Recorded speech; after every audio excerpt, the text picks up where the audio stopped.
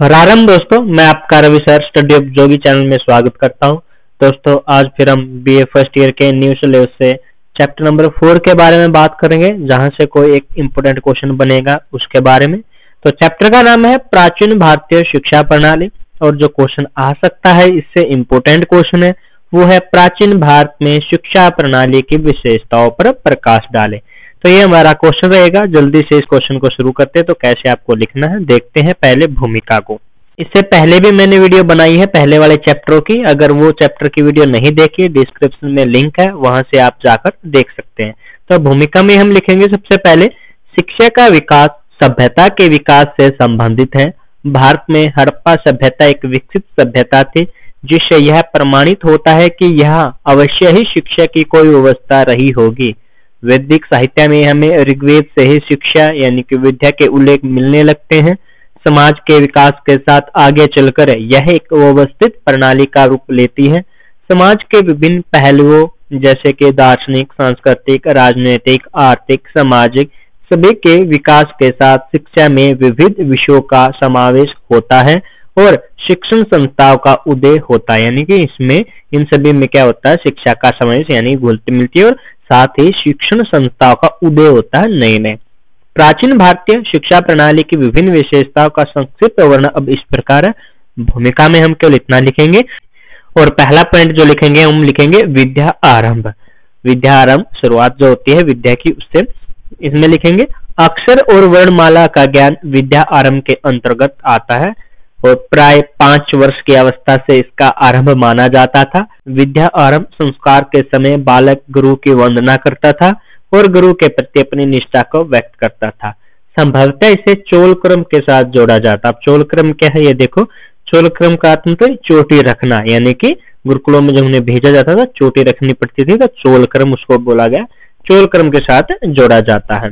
कौटिल्य ने लिखा है कि चोल क्रम के साथ लिपि का ज्ञान कराया जाता था। आगे की शताब्दियों में कालिदास ने भी अपने ग्रंथ उत्तराम चरित्र में लव व कुश के चोल क्रम के साथ विद्या आरंभ की बात कही है।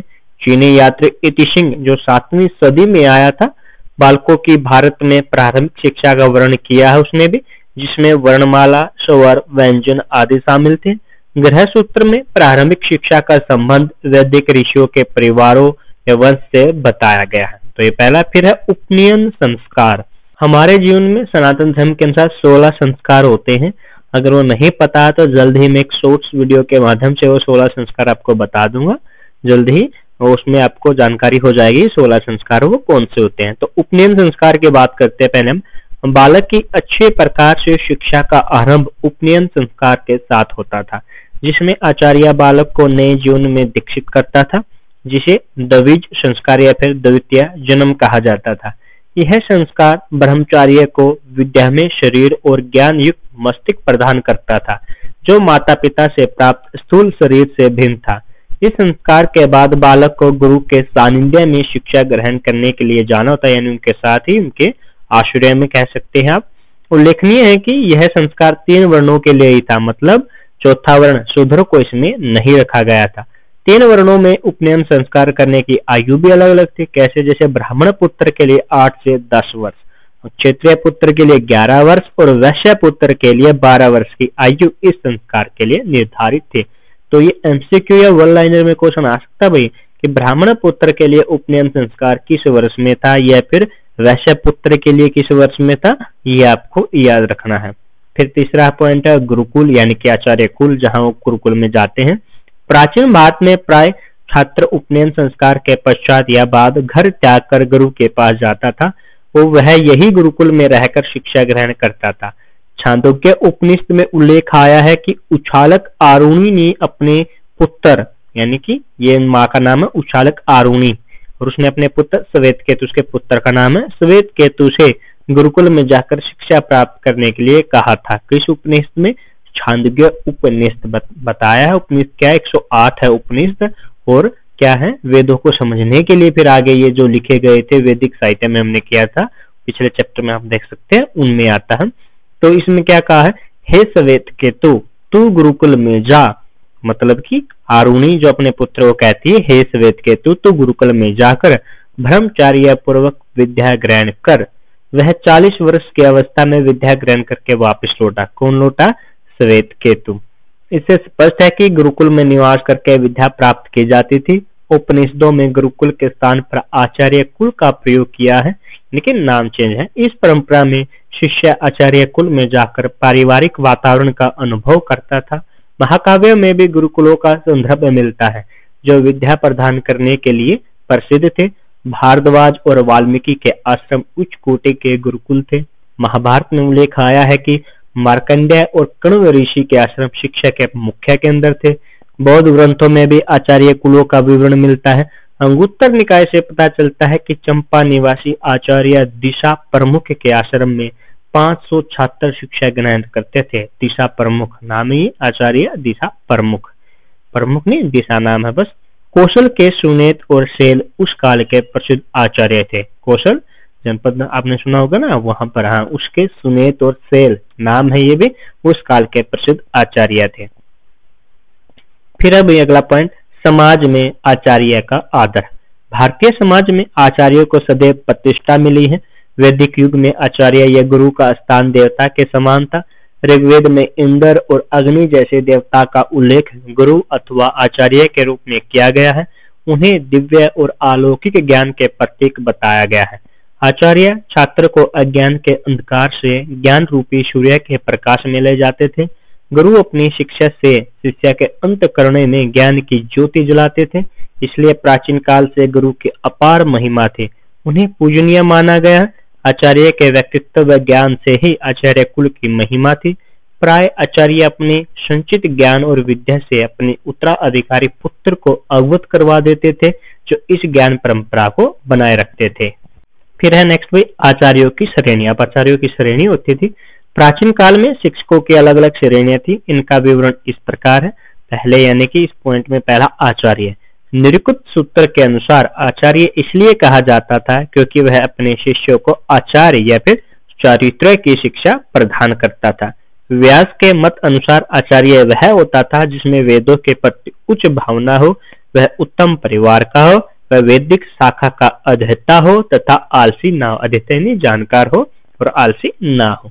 फिर दूसरा उपाध्याय।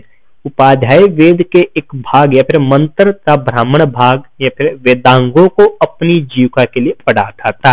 यानी कि किसको पढ़ाता था? वेद का एक भाग जो मंत्र है कहेंगे, वेदांगों को अपनी जीविका के लिए केवल पढ़ाता वो उपाध्याय। प्रवक्ता, ब्राह्मण ग्रंथ व स्रोत सूत्रों की शिक्षा देने वाले को प्रवक्ता कहा जाता था। कई जगह इन्हें आख्याता भी कहा जाता था। ब्राह्मण ग्रंथ और स्रोत सूत्र की। अध्यापक, वैज्ञानिक और लौकिक साहित्य की शिक्षा प्रदान करने वाला अध्यापक कहलाता था। श्रोत्रिय, ऐसे शिक्षक जो वेद की शाखाओं को कंठस्थ करके छात्रों को शिक्षित करते यानी कि याद करके, उन्हें श्रोत्रिय कहा जाता था। फिर है गुरु, जो गृहस्थ विद्वान शिक्षा प्रदान यानी घर पर रहकर ही जो विद्यमान शिक्षा प्रदान करे वो गुरु की श्रेणी में आता था। पिता भी उन्हीं में से एक था। चरक, प्राचीन काल में ऐसे भी अध्यापक थे जिनका जीवन यायावर घुमंतु था, यानी जो एक स्थान पर नहीं ठहरते थे, वो घूम घूम कर अपने शिष्यों का स्वयं चुनाव करते और उन्हें शिक्षा देते। इस प्रकार विचरण करने वाले ऐसे अध्यापक चरक कहलाते थे। तो भाई कई बार ये एमसीक्यू या फिर वन लाइनर में आ सकता है कि ये कौन से गुरु थे, या चरक कौन सा गुरु था, या अध्यापक की श्रेणी का था, ये भी याद रखना है आपने। फिर है भाई गुरु शिष्य संबंध। गुरु के प्रति शिष्य का भाव अत्यंत पावन पवित्र था, यानी गुरु का अपने शिष्य के प्रति व्यवहार स्नेहपूर्ण होता था। तैत्तिरीय उपनिषद में आचार्य कहता है कि उसका और उसके शिष्य का ज्ञान तेजस्वी हो। वस्तुतः दोनों का संबंध पिता पुत्र समान था। निरुक्त में कहा गया है कि शिष्य का यह कर्तव्य है कि वह अपने आचार्य को पिता व माता तुल्य माने और किसी भी अवस्था में गुरु के प्रति विद्रोह ना करे। उपनिषदों और बाद के साहित्य में ऐसे उदाहरण मिले हैं जिनसे यह स्पष्ट होता है कि गुरु और शिष्य दोनों एक दूसरे के प्रति निष्ठा और आदर भाव रखते थे। शिष्य का कर्तव्य था कि वह गुरु की दिन रात सेवा करे और गुरु से अपेक्षा की जाती थी कि वह शिष्य से पुत्रवत प्रेम करे तथा उसकी सारी जिज्ञासाओं का समाधान करे। नेक्स्ट है पठन विषय। वैदिक परंपरा में वेदों को समस्त ज्ञान का स्रोत माना जाता था, अतः विद्या के अध्ययन में सर्वप्रथम 3 वेद को शामिल किया गया। बाद में इसमें अथर्ववेद को भी जोड़ा गया। उत्तर वैदिक काल में वेदों को समझने के लिए वेदांग, जो की संख्या 6 है, वो हमने पिछले चैप्टर में बात की है, को पठन विषय में शामिल किया गया। आरंभ में सूक्तों को कंठस्थ करने का प्रचलन था, उन्हें याद करने का था। उत्तर वैदिक काल में यज्ञ और कर्मकांड विषय भी पढ़ाए जाने लगे। कालांतर में उपनिषदों का अध्ययन गुरुकुलों में अहम हो गया। इसमें आत्मा और ब्रह्म विद्या पर बल दिया गया। उपनिषदों में कर्म, पुनर्जन्म आदि विषयों पर विचार किया जाता था। वेदोत्तर युग में वैदिक साहित्य के साथ अन्य विषय भी पढ़ाए जाने लगे। कौटिल्य ने वेद, तर्क और दर्शन, वार्ता, दैनिक कृषि, पशुपालन, वाणिज्य, व्यापार आदि और दृढ़ नीति जैसे विषयों का भी उल्लेख किया है। कालिदास ने 14 विद्याओं का उल्लेख किया है, जिसमें उपवेद भी शामिल है। उपवेद है धनुर्वेद, आयुर्वेद, गांधर्ववेद और शिल्पवेद। ये यानी कि वेदों का ही भाग है, ये उनका ही अंग है, ये उपवेद कहलाते हैं। जैसे कि अगर बात करूं, ऋग्वेद का उपवेद क्या है? आयुर्वेद। ये याद रखना है, ऋग्वेद का कौन है? आयुर्वेद। सामवेद का है गंधर्ववेद और यजुर्वेद का है धनुर्वेद उपवेद और अथर्ववेद का है शिल्पवेद उपवेद। तो एमसीक्यू या लाइनर के लिए आपको याद रखना है कौन सा किसका उपवेद है। वात्सायन कामसूत्र नामक अपनी रचना में 64 विद्या का उल्लेख किया है। वात्सायन राइटर का नाम है ये और कामसूत्र उसकी बुक का नाम है। गुप्तकालीन विद्वान दंडी ने अनेक विषयों के साथ काव्य, नाटक, राजनीति, संगीत, रसशास्त्र, युद्ध विद्या आदि को भी पाठ्य सूची में रखा है।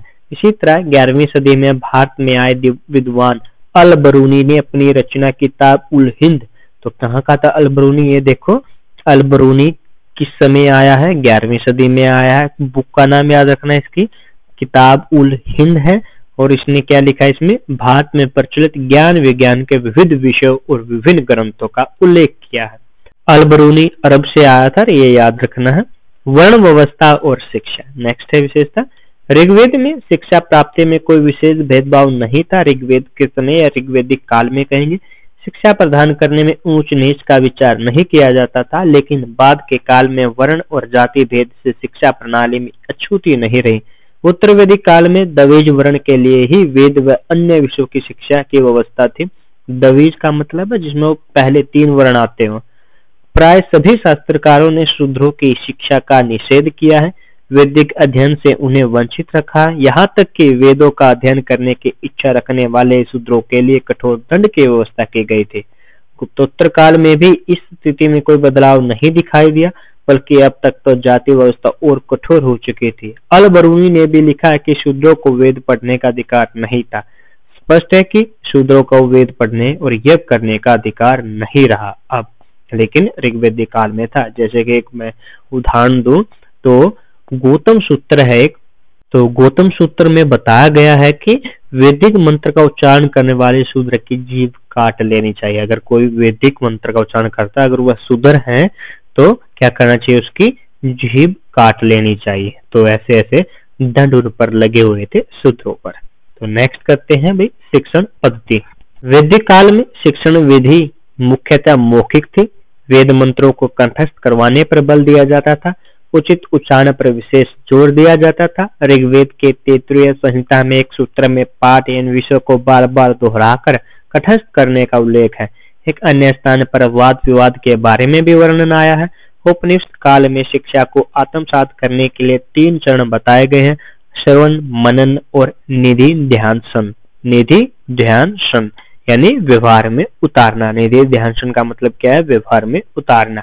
मौर्य काल तक यानी कि 4वीं शताब्दी ईसा पूर्व लेखन कला का पूर्ण विकास हो चुका था। फिर भी मौखिक शिक्षा को श्रेष्ठ माना जाता था। यहाँ तक कि धर्म ग्रंथों को लेखबद्ध करना भी बुरा समझा जाता था। तथापि इस काल तक शिक्षा प्रणाली में कंठस्थ की अपेक्षा आत्मसात करने पर अधिक बल दिया जाने लगा था।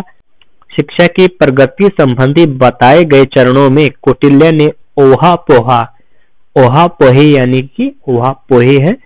कि वाद विवाद विज्ञान शब्दों का पूर्ण अभिप्राय समझना तथा तत्वभिनिवेश यानी कि गूढ़ अर्थ को समझना शामिल किया। यानी कि वाद विवाद को शामिल किया है, शब्दों का पूर्ण अभिप्राय समझना और गूढ़ अर्थ को समझना इसमें शामिल किया है किसने? कौटिल्य ने। और नेक्स्ट है नारी शिक्षा। वैदिक युग में नारी शिक्षा के महत्वपूर्ण उल्लेख मिलते हैं। ऋग्वेद में अनेक मंत्रों और ऋचाओं की रचना विदुषियों द्वारा की गई है, जिसमें बात करें तो लोपा मुद्रा, विषवारा, आत्रेय, अपाला, घोल, सिफल आदि विदुषियों के नाम आए हैं, यानी कि महिला विद्वान है लोपा मुद्रा विषवारा, आप देख सकते हैं। उपनिषद विद्या में गार्गी परम विदुषी थी। किसमें? उपनिषद की विद्या में कौन थी? गार्गी परम विदुषी थी। एमसीक्यू या वन लाइनर के लिए क्वेश्चन हो सकता है, जिसने जनक के राज्यसभा में याज्ञवल्क्य जो कि शरीका तत्वज्ञानी से शास्त्रार्थ किया, यानी कि शरीके का तत्वज्ञानी था याज्ञवल्क्य, उससे जनक के राज्यसभा में शास्त्रार्थ किया और याज्ञवल्क्य को गार्गी के गूढ़ प्रश्नों के उत्तर नहीं दे पाए, मतलब याज्ञवल्क्य उसके प्रश्नों के जवाब नहीं दे पाए तो उसको हराया था, याद रखना। ब्रह्मवादिनी और मैत्रेय भी महान विदुषी महिलाएं थी। कौन कौन? ब्रह्मवादिनी और मैत्रेय महान विदुषी महिलाएं थी। बाद के कालों में अध्यापन कार्य करने वाले स्त्रियों को आचार्य और उपाध्याय कहा जाता था, लेकिन परवर्ती काल में नारी शिक्षा पर प्रतिबंध के भी उल्लेख मिलते हैं। मनु, याज्ञवल्क्य जो हारा था, यम आदि स्मृतिकारों ने स्त्रियों की शिक्षा और उनके उपनयन में वैदिक मंत्रों के उच्चारण पर रोक लगाने के भी प्रमाण बताए हैं। बाद में उनके उपनयन को ही, जो उपनयन संस्कार है उसको ही समाप्त कर दिया। फिर भी राज परिवारों में नारी शिक्षा पूर्ववत यानी पहले जैसी ही बनी रही। राजशेखर ने विदुषी और कवियत्री का उल्लेख किया है। सामान्य परिवारों में तो स्त्री शिक्षा का प्रसार लगभग अवरुद्ध ही रहा, यानी कि रुक सा गया बाद के कालों में। और फिर है बौद्ध व जैन मत में शिक्षा। बौद्धों और जैनों के समय में शिक्षा प्रदान करने का कार्य मठों में होता था। प्रत्येक मठ में विद्यार्थियों को शिक्षा दी जाती थी, परंतु दोनों मतों के प्रारंभिक इतिहास में कुछ प्रतिष्ठानों ने शिक्षा केंद्रों के रूप में विशेष ख्याति प्राप्त की, यानी प्रसिद्धि प्राप्त की। बौद्ध मत में शिक्षा कार्य महात्मा बुद्ध ने किया। उन्होंने सरल व सुबोध पाली भाषा में जीवन के तत्वों की चर्चा की, व्याख्यान व प्रश्नोत्तर के आधार पर विचारों को प्रकट किया। उनके व्याख्यानों में उपमा, दृष्टांत, कथा, उदाहरण आदि का समावेश था। बौद्ध शिक्षा पद्धति में सत्य, दार्शनिक तथ्यों, तर्क आदि पर अधिक जोर दिया गया। बुद्ध के पश्चात समाज में बौद्ध शिक्षा का धीरे धीरे प्रसार होने लगा। इस कार्य में बौद्ध मठों व बौद्ध विहारों के माध्यम से भारत के विभिन्न भागों में शिक्षा का प्रचार हुआ। गुप्त काल में इनमें से कई मठ विश्वविद्यालयों के स्तर तक पहुंच गए। इनमें से सबसे प्रसिद्ध है नालंदा का बौद्ध मठ, जिसकी नींव गुप्त काल में पड़ी थी। नालंदा विश्वविद्यालय के बारे में ह्यून-त्सांग विस्तृत वर्णन देता है। आपके लिए भी क्वेश्चन कि नालंदा विश्वविद्यालय की स्थापना किसने की? कमेंट बॉक्स में जरूर बताएं किसने की। शिक्षा में अक्षेत्रीय विविधता, जैसे कि हमने देखा है कि उत्तर भारत में शिक्षा गुरुकुलों में संस्कृत भाषा में दी जाती थी, हमने अभी ऊपर पढ़ा है, एवं दक्षिण भारत में या धार्मिक केंद्रों में तमिल, कन्नड़ आदि भाषाओं में दी जाती थी। दक्षिण के अनेक क्षेत्रीय शासकों ने इस कार्य में योगदान दिया। इन क्षेत्रों में अग्रहारी ग्राम सभाओं के द्वारा भी शिक्षा का कार्य किया जाता था।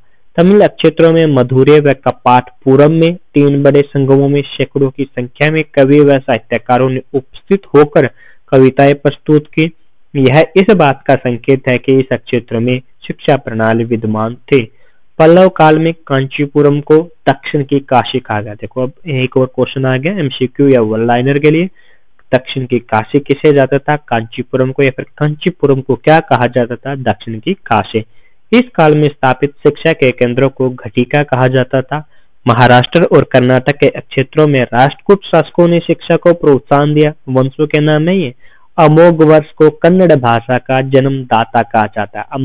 एमसीक्यू के लिए क्वेश्चन हो सकता है। कल्याणी यहाँ पर उच्च शिक्षा का केंद्र था। दक्षिण भारत में गंगकोट, चोल, मंडम, विरुदेरीपुर, त्रिभुर्कल, मपुलर आदि शिक्षा के प्रमुख केंद्र हैं। भाई नाम थोड़े ऐसे ही हैं, थोड़ा ध्यान से पढ़ना। वापस देखो, गंगकोट, चोल, मंडम और विरुदेरीपुर, त्रिभुर्कल, मपुलर, ये नाम है आदि शिक्षा के प्रमुख केंद्र थे। और इसी के साथ भाई हमारा ये चैप्टर भी कंप्लीट हुआ। आशा है आपको वीडियो अच्छी लगी होगी। ये इंपॉर्टेंट क्वेश्चन था, इसको ऐसे ही लिखें। और आपको अच्छे नंबर आएंगे। अगर वीडियो अच्छी लगी है तो लाइक शेयर और कमेंट करें और चैनल को सब्सक्राइब भी जरूर करें। सब्सक्राइब करने के साथ बेल आइकन बटन जरूर दबाएं ताकि हमारी न्यू वीडियो आपके पास जल्द से जल्द पहुंच सके। धन्यवाद।